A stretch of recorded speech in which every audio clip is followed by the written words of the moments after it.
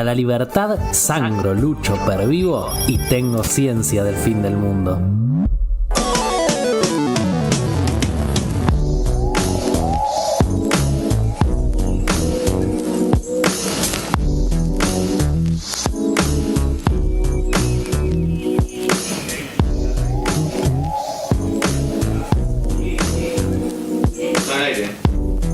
Estamos al aire. ¿Sabes que esto sí es más música de Telo? Puede ser, sí. Buah, llegó. Aparición fugaz, pero con un perrito. Si querés ponete los auriculares y hace un programa, porque no se trata solamente de abrazar al perro con un perrito. Es la hora de los perros. Igual es un perro muy abrazable. Es muy divino, muy simpático. Bueno, hola, ¿cómo anda? Más cerca del micrófono, sabes cómo es toda la cuestión. Hola, Juli. Hola. Te extrañamos. Qué lindo este lugar. ¿Viste? Era un gallinero.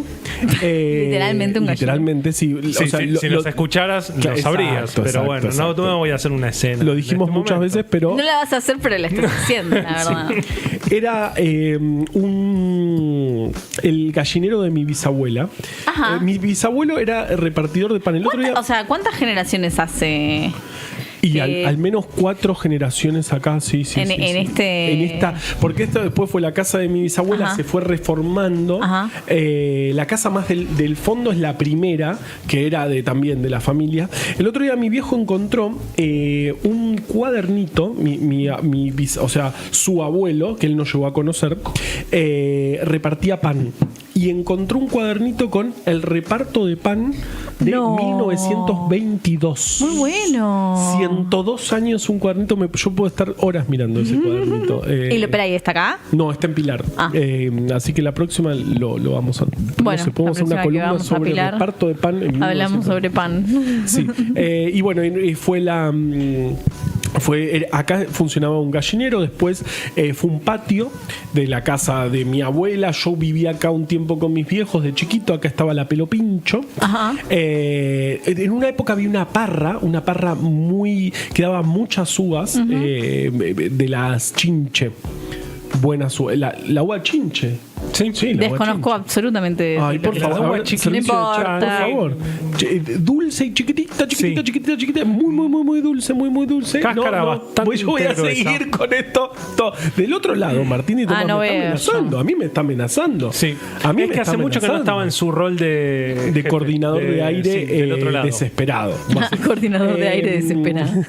Pero bueno, así estás en un gallinero. Muy bueno. Sí, es el sueño de toda mi vida, hacer un programa de radio desde un gallinero. Bueno, es buena bio esa. Es un buena para ciencia del fin del mundo. Pensalo, ahora que recuperamos Twitter. Sí, ahora lo voy a poner en Twitter. Vamos a hacerlo con tiempo, porque hoy tenemos tiempo. No, mentira, porque Martín Tomás se va a volver loco. Ajá.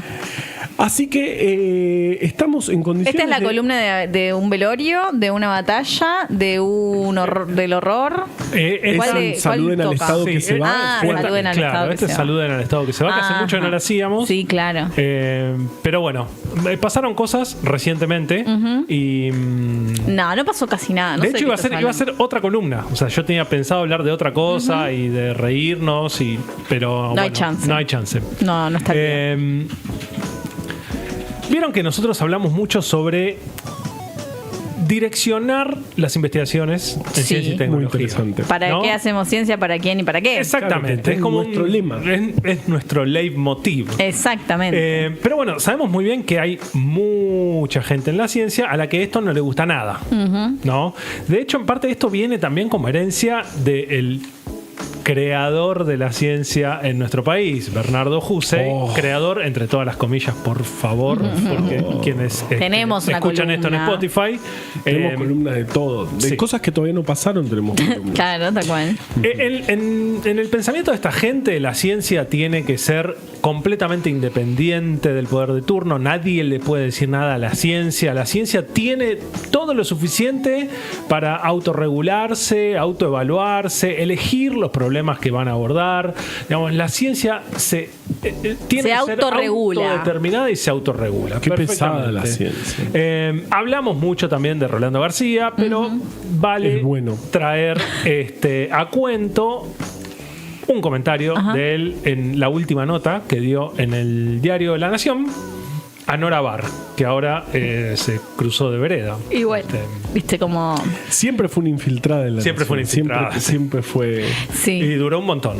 Pero bueno, lo que decía de aquellos momentos de cuando empezaban el CONICET, Hussein, fundador, primer presidente, Rolando, vicepresidente, decía, para aquel momento Hussein pidió 30 millones de aquella época y nosotros, por él y su gente, pedimos 100. El gobierno... Millones. Sí. Claro. 30 versus 100 millones. El gobierno dio 30 porque era la opinión del premio Nobel. Y aparte porque era más barato. Y porque era, obviamente. Dice Rolando, yo me atreví a decir que eso no era política científica, la llamo la política de las dos ventanillas. Por una se reciben solicitudes y por la otra se dice aprobado o desaprobado. Con eso se hace mejor lo que se está haciendo, pero no se empieza a hacer lo que no se hace y no se modifica lo que se hace mal. Hacer política científica es otra cosa. En contraposición. Claro, era, perdóname que te interrumpa, era ir en contra de la opinión de Hussein, que había dicho, che, yo gané un premio Nobel y no tenía una computadora. Tal cual. O sea, no me jodan acá, la tecnología y toda la pindonga. Denme No. 30 y nosotros decimos a moveré el quién mundo. se la repartimos Claro. para estudiar qué cosas. En aquella doble ventanilla. Exactamente. Simplemente. Perfecto. ¿Sí?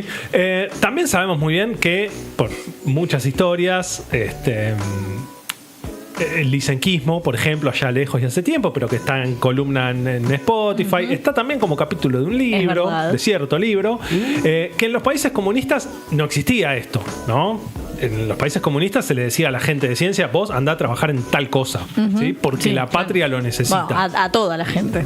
Sí. Vos andás a jugar al ajedrez, vos andás a hacer ballet y vos andás a hacer... Ciencia, pero investigando. Exactamente. Lo que yo te digo. Entrenando a las semillas para que den más rendimiento. Bueno, vieron que hoy en realidad esto que hacía el comunismo, hoy el comunismo es como las brujas del siglo XXI, ¿no? Hay gente que ve comunismo en todos lados. Tal cual. Últimamente vemos comunismo En el hasta en el FMI. Sí. Rarísimo. Es muy raro todo, ¿no? Pero Se puso raro todo. sí. Pero es alguien entrando en trance, señalando y diciendo es bruja, y listo, le prendemos fuego. Ya fue. Que confiese mientras la prendemos fuego, que diga que es bruja. Y sí. Claro, y si sobrevive era una bruja y si se muere no era una bruja. Y bueno, manejalo. Pero bueno, un poco la pregunta es, ¿está bien o está mal direccionar la investigación científica desde el Estado? Está bien. ¿No? Sí, completamente de acuerdo. Sí, totalmente de acuerdo. Ahora, Pero es una discusión al menos. al menos es una discusión, pero digo, está claro que como mínimo hay que hacer las dos cosas, ¿no? Hay que generar incentivos, no ordenar, Claro. porque es mejor persuadir. Claro. Tal cual. ¿No? No decirle a alguien, a ver, vos sabés de virus, bueno, ponete a estudiar este virus que yo creo que es relevante. ¿Viste? Es medio... puede herir susceptibilidades. No, bueno, pero de pronto fondo estratégico para estudiar el virus de tal cosa y no cualquier otro virus. Exactamente. Y si vos sos virólogo o no, pero querés aplicar y tenés un buen proyecto para estudiar lo que yo, Estado, quiero que se estudie, por las razones que sean, ¿sí? Genial. Bueno, eso es incentivar. Claro. ¿Sí? Eso es financiar proyectos en lugar de, financiar directamente a una persona porque tiene un nombre particular o ganó ciertos premios particulares, darle plata. En lugar de eso, decir, bueno, voy a financiar proyectos. Y el organismo encargado de financiar la ciencia en nuestro país durante los últimos largos años, 30, porque Sí, es del 90 96. Ok. 96 fue creada. Ahora vamos a contar un poquito la historia. Pero este organismo es la agencia, la que hoy se llama... La agencia. Claro, es la agencia. La única agencia. Pero bueno, el nombre que hoy tiene esta agencia es Agencia Nacional de Promoción de la Investigación, el Desarrollo Tecnológico y la Innovación, alias La ANPD. Agencia IDI. Bien. ¿Sí? En algún momento era la ANPSIT. ANPSIT, es verdad. Yo la conocí así. Claro, yo también. Agencia Nacional de Promoción Científica y Tecnológica. Claro. ¿Sí? Buena sigla, ANSIP. Igual la gente le decía la agencia, no le decían la agencia. ANSIP. Sí. Vos tenías beca de agencia, tenías el subsidio de la agencia. Esta agencia, que hoy depende de la jefatura de gabinete de ministros. Joya, está asegurado. Y si no tenemos ministerio. Tiene la función de promover el financiamiento de proyectos científicos y tecnológicos. Ok, bien. ¿Sí? Excelente. Hay muchas cosas ridículas dando vuelta, pero una que me llamó la atención hoy cuando preparaba esta columna es que entré al portal oficial del Estado argentino. Argentina.gov.ar. Exactamente. Y busqué la agencia, ¿no? Y el texto que dice, que describe la agencia, dice, al día de hoy, Lorem ipsum. somos, no tanto, pero casi. Somos un organismo nacional descentralizado con autarquía administrativa y funcional, lo cual es cierto, actuante en la órbita del Ministerio de Ciencia, Tecnología e Innovación. Ni siquiera hicieron seleccionar, suprimir. Solo le pusieron el azul ese espantoso. Sí, el violeta. Nuestro objetivo es azul. Es promover. No es azul. Están dentro de 2 años. Es azul. Es violeta. No. ¿Qué? ¿Porque se va a decolorar por el sol? No, porque viste que es lo que hacen. Van cambiándolo de a poco. Y finalmente. Es azul. Sigue en la página oficial del Estado argentino diciendo, para la agencia, nuestro objetivo es promover la investigación científica, la generación de conocimiento y la innovación productiva de la Argentina para mejorar su perfil productivo y la calidad de vida de la población. ¿Y cómo les está yendo con eso? Esta columna se llama Saludo en el Estado que se va. Se olvidaron de borrarlo, igual que se olvidaron de borrar que dependía del Ministerio de Ciencia, Tecnología e Innovación. Es espectacular. Es la desidia absoluta. Ponle a ChatGPT que hacen tanto eso, o los comunicados. Borra todas las páginas. Borra la página. Borra todas las páginas y poné Lorem ipsum. Lorem ipsum, para poner eso. Acá va la descripción de la agencia, pone. Me gusta eso. Acá va el logo de la agencia. Índigo, dice Miriana, el color. Bueno, índigo es. No, azul. Prácticamente violeta. Ay, Dios. Índigo, también conocido color también conocido como prácticamente violeta. Lulú dice azul tristeza. Me gusta azul tristeza para el color del que usa el gobierno. ¿Qué hace la agencia? La agencia casi que no financia gente. ¿Sí? Es decir, no paga sueldos de investigadores, no paga sueldos de técnico, personal de apoyo. Lo que hace sí es pagar algunas becas, pero la realidad es que eso es mínimo en comparación con la gran cantidad de fondos que maneja para financiar proyectos. ¿Sí? Lo que hace es financiar proyectos. De hecho, las pocas becas que financia, digo pocas en comparación con otros organismos, como el CONICET, claro, el CONICET abre convocatorias para más de 1.000 becarios y becarias. Me atrevo a decir. Todo va a estar, sí. En el pasado. Sí, en pasado, lamentablemente. La agencia en realidad lo que hace es financiar proyectos y los proyectos pueden solicitar, algunos de esos proyectos pueden solicitar una beca, ¿no? Es decir, el investigador o la investigadora dicen, bueno, yo quiero hacer este proyecto que dura 3 años, necesito que además de financiarme el proyecto, me pagues el estipendio, porque lamentablemente es estipendio, de una persona que haga parte del trabajo con una beca. Claro. ¿Sí?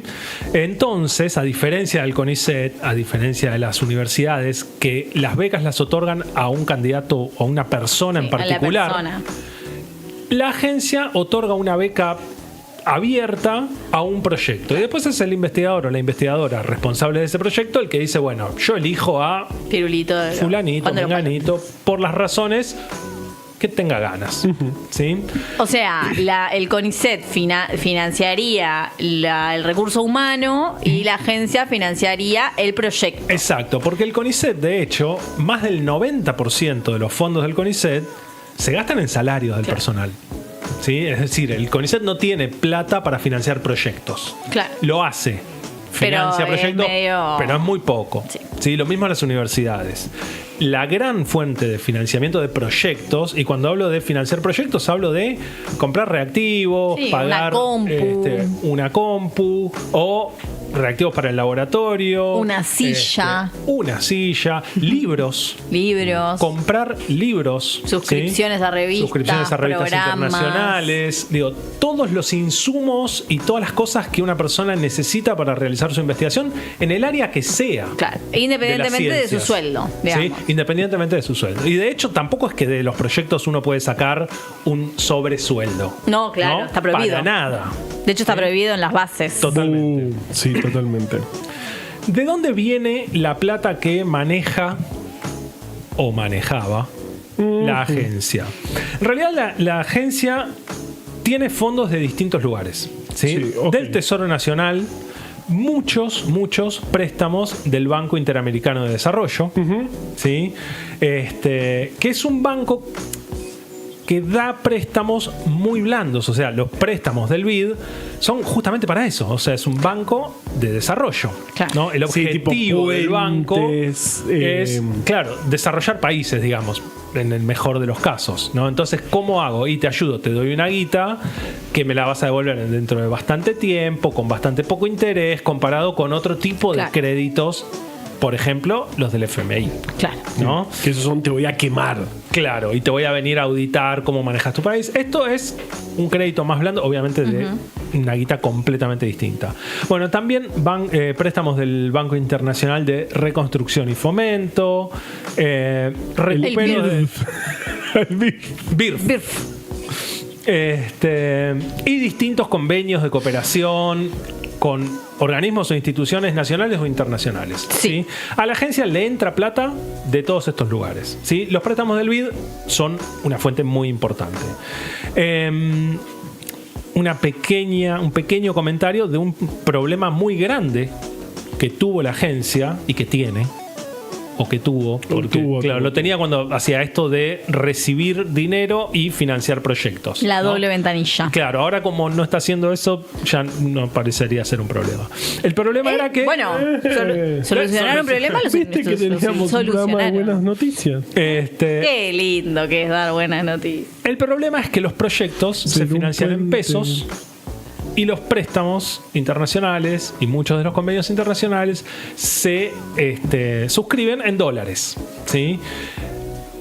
El país recibe unos dólares de un préstamo o de donde sea y cuando esos dólares entran se especifican y se le pasan a la agencia los pesos correspondientes a los dólares que ingresaron. Por lo tanto, la agencia tiene pesos. Claro. Por lo tanto, los proyectos sufren muchísimo la inflación. Si tenemos en cuenta que son proyectos de 3 años que tardaban habitualmente 1 año en ser evaluados, yo hoy escribo algo que dentro de 1 año me van a decir si me lo financian o no, y recién ahí van a empezar a correr los 3 años que yo programé, ¿sí? Claro, o sea, pero vos hiciste la estimación de gastos, hoy, claro, para gastar dentro de 3 años. Claro, de hecho, este año se anunciaron los PICT, o sea, los subsidios 2022 que se escribieron en el 2021. Exactamente. No, los PICT 2022 que se escribieron, que se otorgaron en el 2023. Claro. No se otorgaron. Los PICT 2022, bueno, ahora vamos a ver. PICT es una línea de proyectos. Pero bueno, pero está 2 años atrás, o sea, dos años atrasados. Y son claro, imagínate que en esta situación en la que estamos, si se te atrasó 6 meses estás al horno, porque lo que hiciste en diciembre ya tiene... Además, esto es una pequeña mención simplemente a las dificultades en la ejecución de esos fondos y en las dificultades de hacer ciencia, ¿no? Porque uno dice, bueno, a ver, voy a escribir un proyecto muy lindo, me voy a comprar toda esta lista de cosas en el segundo año, en el tercer año del proyecto. Cuando ya está el tercer año del proyecto y te dan la plata y vos vas a ver el proyecto y dijiste, bueno, ok, esto no lo puedo comprar, no lo puedo comprar, no lo puedo comprar, no lo puedo comprar, no lo puedo comprar. Literal. ¿Y con qué hago lo que dije que iba a hacer? Arreglate. Fíjate. Pero esto con todos los gobiernos, hay que decirlo. Sí. Todos los gobiernos. Esto fue una problemática histórica. Ahora, ¿cómo nace la agencia? ¿Sí? Vamos a ir un poquito a la historia y después... falta un montón. Bueno, ¿cómo nace la agencia? La agencia nace por un decreto, ¿sí? Del año 96. Aunque formalmente inició sus actividades el 20 de mayo de 1997. ¿Sí? La agencia, como dije, se encarga de financiar proyectos y para eso tiene distintos fondos. ¿Sí? Cada fondo va a tener sus líneas de proyecto que tienen que ver con la función de ese propio fondo. ¿Sí? Existieron en la agencia, desde su creación hasta la actualidad, 4 fondos distintos, ¿sí? Que reciben siglas: el FONTAR, el FONCIT, el FONARSEC y el FONSOFT. El FONSOFT, ¿sí? No lo conocía. Esos fueron los de software. Muy bien. O el Fondo Social Familiar de Trabajadores. También puede ser. Fueron los 4 fondos con los que trabajó la agencia. Cada uno de esos fondos manejaba una diversidad de proyectos gigantesca, ¿sí? Los 2 primeros que se crearon con el inicio de la agencia fueron el Fondo Tecnológico Argentino. El Luis Foncito es espectacular. El Luis Foncito. El Fondo Tecnológico Argentino, el FONTAR, y el Fondo para la Investigación Científica y Tecnológica, el FONCIT, fueron los 2 primeros fondos que se crearon, ¿sí? En el año 97. A partir de ahí se empezaron Época de lavar los platos. Época de lavar los platos. Pero los proyectos de investigación científica y tecnológica del FONCIT, los PICTs que mencionábamos antes, proyectos de investigación científica y tecnológica, fueron la fuente de financiamiento más importante para los trabajos científicos durante muchísimos años. En el 97, época de lavar los platos, los PICTs representaban una cantidad de recursos descomunal. Descomunal. Cuando yo entré al laboratorio en donde todavía trabajo, que fue el año 99, la agencia era muy joven, ¿sí? Y lo que yo me acuerdo es que uno lo que tiene que hacer es como contrarrestar la plata que pide en salarios de gente que va a participar del proyecto. ¿Sí? O sea, yo te pido... Vos ponés esta cantidad de plata para los insumos, yo pongo esta cantidad de plata para los sueldos. Claro. ¿Sí? O en realidad no la pongo yo, la pone la institución que me avala a mí, como la universidad, el CONICET o el que sea. ¿Sí? Básicamente sería: agencia, dame 20 millones de pesos, yo voy a poner 20 millones de pesos en salarios. Más allá de que no tengo los números, cuando yo empecé a participar de estos proyectos, se necesitaba el salario de casi 10 personas para hacer esa contraparte. Prestar, mira. El monto del subsidio. Claro. ¿Sí? Los que estoy presentando ahora, solo con mi salario solito, y sobra. Alcanza y sobra. O sea, es como que, bueno, esta plata alcanza para el trabajo de una persona. Sería como eso la cuestión. Sería algo así, ¿sí?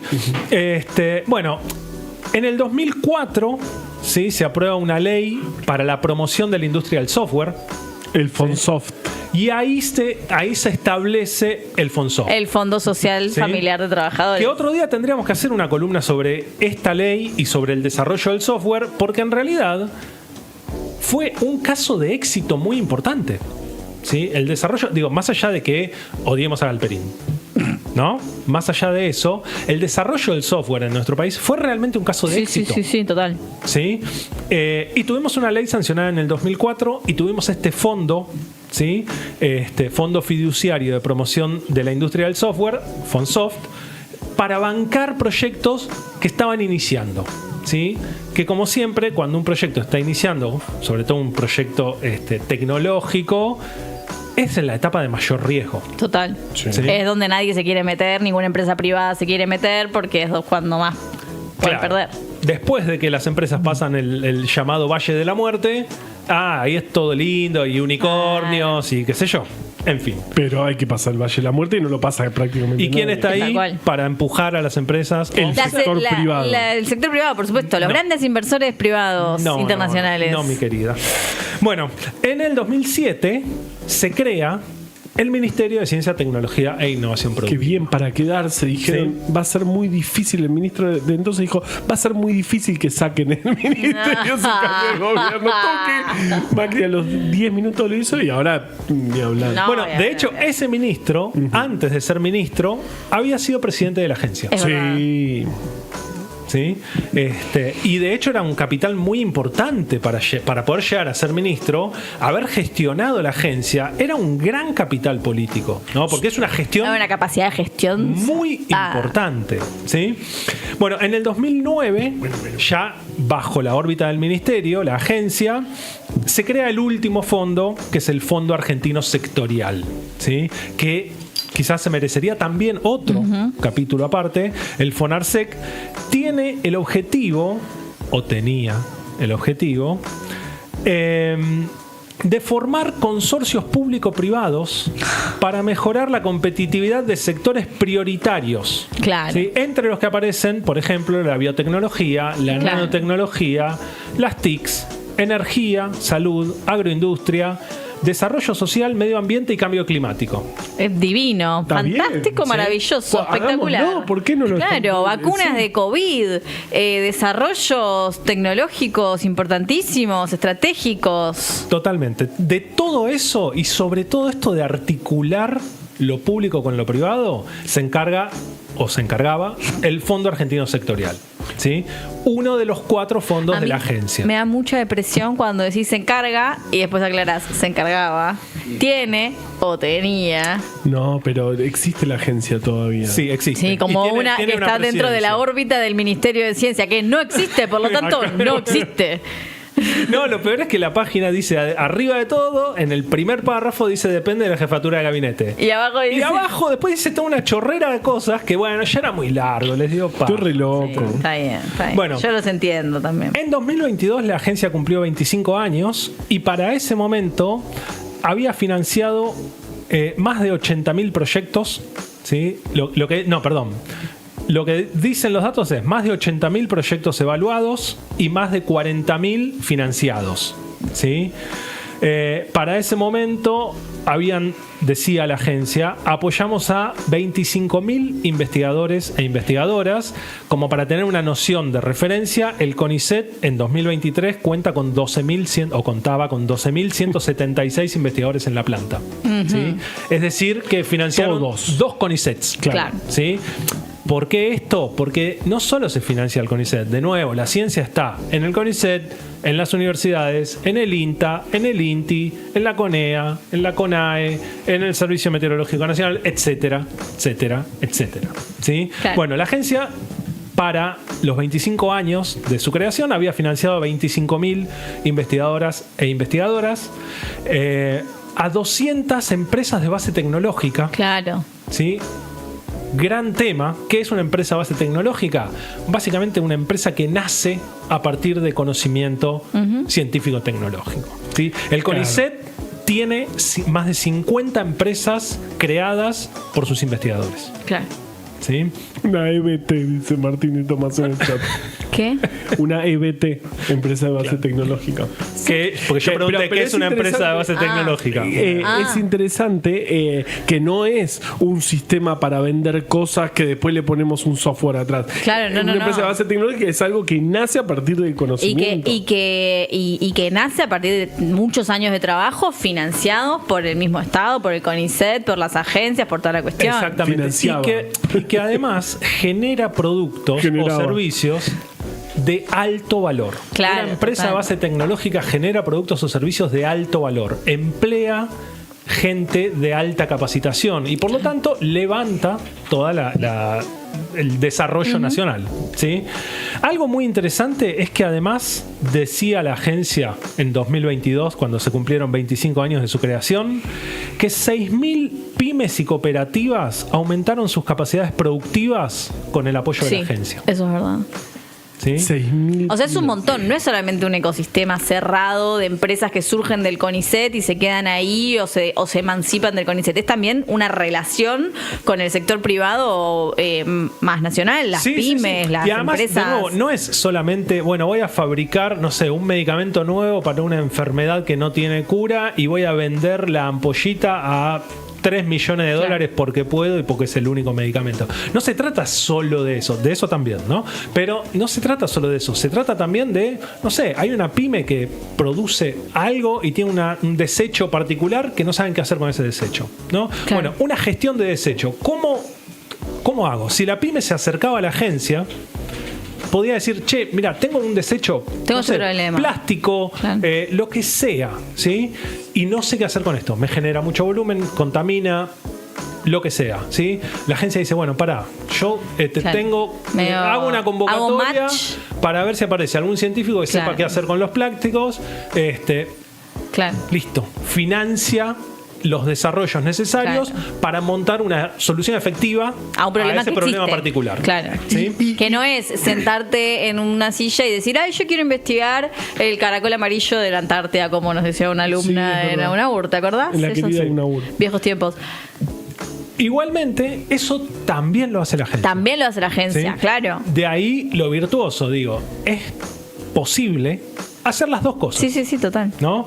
Y las dos cosas avanzan, digamos, el desarrollo nacional, porque por un lado tenés el problema que ya existe y tenés que solucionar, y por el otro lado a lo mejor creás un producto que no existía antes de estar sentado en una silla pensando en el caracol. Totalmente, totalmente. Y esto, o sea, también funcionando como el orto muchas veces, o sea, obviamente, con un montón de problemas, con un montón de problemas, que algunos, digo, por ejemplo, la importación de productos en épocas de restricción a las importaciones, una pesadilla, ¿sí? Fue una pesadilla y se intentaron buscar alternativas, que algunas funcionaron bien, funcionaron como el orto, otras no tanto, ¿sí? Pero digo, es un camino que claramente debía ser mejorado. Digo, sin duda. Qué sé yo, si el auto se te pincha una rueda del auto, qué malo. Cambiás la rueda, no prendés fuego el auto. Claro. O sea, es como. Sí, ¿no? sí. Pero bueno, en fin. La página es medio críptico, pero digo, para quienes presentamos proyectos habitualmente sabemos cómo llegar a algunas cosas. Me puse a ver todas las convocatorias que lanzó la agencia en su historia. Ajá, desde el 97. Desde el 97. Y me puse a contar, porque están en una hermosa tabla que no se puede descargar, qué sé yo. Cosas que había que mejorar. Sí. 543 convocatorias, no conté las 543, o sea, arriba de todo está el número total. Claro. Perfecto. No, aparte contás las columnas, ves cuál es el Hubo último. 543 convocatorias. Yo antes les dije que la agencia había financiado 40.000 proyectos. ¿sí? Obviamente hay convocatorias muy grandes, los PICT, por ejemplo, en donde prácticamente todas las personas que trabajan en ciencia se presentan. Todos los años te presentás. Tenés miles de PICTs otorgados por cada convocatoria. Claro. ¿No? Ahora, después por ahí tenés convocatorias más específicas de algún sector, qué sé yo, en donde por ahí se presentan 10, 20 proyectos, ¿no? Pero bueno, en total, en toda la historia, la agencia lanzó 543 convocatorias. ¿sí? Una bocha. Lo que me puse a hacer es, bueno, veamos por mandatos, ¿sí? No me puse a hacer todo porque era mucho y no iba a llegar. Excel. No hice el Excel, pero les puedo decir que entre el diciembre del 2011 y diciembre del 2015, de las 543 convocatorias, hubo 133. Claro. ¿Sí? En los distintos fondos que les mencionaba antes. ¿Sí? Es decir, investigación básica, investigación aplicada, creación de empresas, consorcios público-privados, todo eso. ¿Sí? 133 convocatorias. En el periodo 2015-2019, uno esperaría que haya pasado con esa cantidad de convocatorias. Y que se mantenga, por lo menos. Bueno, pero sabemos quién gobernó. Bueno, sí, es verdad. Bajó. ¿sí? Se abrieron 80 convocatorias. Estábamos en 133, pasamos a 80. Exacto. Bien. ¿sí? En los 4 años del gobierno de Macri. ¿Y eso que a expensas de que de alguno de los fondos en particular? Hubo o algunos fondos que se congelaron mucho, por ejemplo, el Fonarsec. Mira, justo el que era para promover la interacción público-privada, se congeló bastante. Que rompían las de hecho, con el sector privado. Tengo que hacer una mención a una persona brillante y una compañera luchadora. ¿Yo? No. Isabel McDonald, que totalmente fue mucho mejor que yo, una persona mucho mejor que yo. Una persona súper brillante que estuvo a cargo del Fonarsec durante el periodo 2011-2015 y que se quedó a pesar de todo el hostigamiento mientras pudo para intentar llevar todos los proyectos que ya estaban adjudicados durante el macrismo. Terminó renunciando finalmente, creo que fue en 2018, a su rol en la agencia. Lamentablemente falleció hace relativamente poco, pero una persona con una lucidez descomunal y con un laburo en gestión de ciencia y tecnología excepcional. Pero bueno, sigo con el recuento para ir cerrando la columna. 2011-2015, 133 convocatorias. Sí. 2015-2019 bajó 80 convocatorias. Sí. 2019-2023 subió de nuevo 102 convocatorias. Tuvieron todas las COVID. Cabe decir igual que al ritmo de convocatorias anuales que venía, el 2020 fue una lágrima. O sea, realmente salieron muy pocas convocatorias durante el 2020, más allá de las específicas de COVID, que fueron muchas y que se puso mucho ahí. La agencia funcionó, digamos, muy a contramano de lo que solía hacer, incluso durante el macrismo. ¿Sí? Más allá de que bajaron la cantidad de convocatorias, nunca se frenó la agencia. ¿Sí? 133 convocatorias, 80 convocatorias, 102 convocatorias. Prepárate, ¿cuántas convocatorias? 8 meses llevamos de la gestión de Milei. O sea, si tendríamos que estar en, no sé, 20 convocatorias en el caso... Sí, un poquito... En el caso bueno. En el caso bueno, no sé, 5, 10, no sé. Y no, bueno, ya, bueno, qué sé 15 yo. Convocatorias. Sí, 15 convocatorias. 13 convocatorias. 13 convocatorias. Hay la agencia desde diciembre del 2023 abrió 2 convocatorias. ¡Epa! Una la abrió en realidad porque venía por herencia, porque ya estaba planificado y estaban firmados todos los papeles que se tenía que abrir la convocatoria del PICT 2023. Y se prorrogó 4 veces. Se prorrogó 4 veces. Y está ahí. Y están ahí, dando vueltas. Pero si tomamos en cuenta que en los 8 meses que llevan de gestión... ¿Y la otra convocatoria cuál es? La tenía por ahí y me olvidé. Está bien. Pero no, era una convocatoria muy chiquita, muy acotada y muy, digamos, poco relevante para el volumen que manejaba la agencia. Que se maneja, ¿sí? En 8 meses, 2 convocatorias. ¿Sí? No importa que una haya sido heredada, vamos a dársela. Se la damos.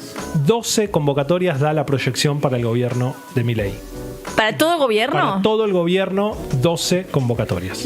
O sea, venimos en el peor de los casos, 80. Sí, y ahora 12. En el mejor de los casos. Hermoso. Proyección de lo que es ahora. Se financiaron un montón de cosas, por ahí podemos hacer una parte 2 porque es interesantísimo ver qué proyectos se financiaron. Lo que importa es que ayer Alicia Caballero, la actual presidenta de la agencia, cabe mencionar que la agencia funciona con un presidente y con un directorio. Hoy la agencia no tiene directorio. Renunciaron todos y ni se gastaron en Si no se gastaron en poner abajo la página bien, mirá si van a nombrar directorio. Ya fue. Acá debería haber un directorio, pero nos dio paja. Así, exactamente. Hay como unos cuadraditos con signo de pregunta en lugar de fotos. La presidenta dijo ayer que solamente van a pagar lo que ya estaba firmado y empezado. Es decir, los proyectos del 2021 para atrás. Pero los 2 que de ahora. Los de ahora no los van a. De hecho, no los van a. O sea, la convocatoria está abierta, pero nunca va a cerrar. Claro. O sea, va a seguir abierta forever. Siempre. Me gusta eso. ¿Sí? Es una buena forma. Es como anti-cerrar. Porque si vos dejas algo siempre abierto, es distinto a cerrarlo. Los que se habían presentado en el 2022, que habían sido evaluados durante el 2023, que la evaluación es otro quilombo gigantesco que involucra un montón de gente. Fueron presentados en 2022, fueron evaluados en 2023. A principio del 2024 se dieron a comunicación cuáles habían sido aprobados. No se van a pagar. Porque no empezaron. Como no empezaron, no están firmados, no se van a pagar. Pero esto es directamente bajar la térmica de la ciencia. Es bajar la térmica del principal organismo financiador de los proyectos de ciencia y tecnología. Por lo tanto, ahora sí nos vamos a convertir en ñoquis. Claro, ¿qué nos queda? Nos queda sentarnos en una silla, cobrar el sueldo y sin nada, sin ningún material para hacer nuestros... Hacer crochet, qué sé yo. No, bueno. No, igual sabes que, o sea, obviamente que va a durar un tiempo corto, pero viste que el científico tiene como que no dice como, no, me voy a sentar a mirar videos de YouTube, como que intenta y como que bueno, se las rebusca y pide o paga de su bolsillo a veces incluso y no sé qué, pero claro, va a llegar un punto en el que ya no puedes tener con tu sueldo, tu familia y tu... Los salarios tampoco andarían muy bien que digamos. Voy a pagar desde mi sueldo. Esa es la siguiente conversación. Sí. ¿Qué sueldo?